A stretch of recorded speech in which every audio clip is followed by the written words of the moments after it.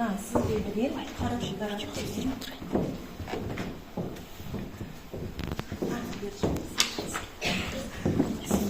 Екеуіне бірі сау болды.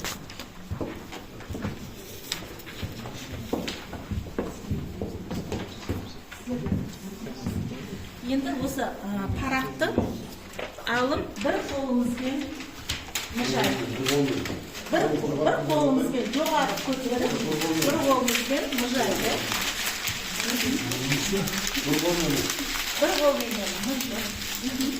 Бұл сіздер ата-анасыздар, мен сынып жетекшімін. Демек, жұмысты бір қолмен жасады.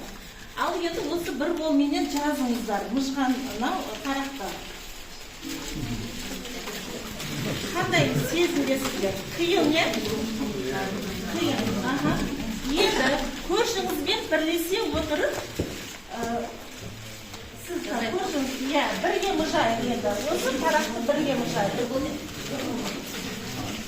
Бір қолмен көршіңізбен бірлесе отырып, қайтадан мұжайық. Енді екеулеп ақша бір қолға қарағанда күшіміз, енді осы ашайық көршіңізбен бірлесе отырып. Bir қолға қарағанда екі қолмен жұмыс жасаған өте жеңіл болды.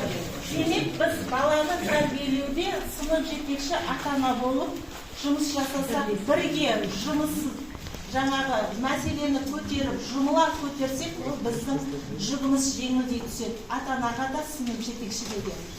Енді келесі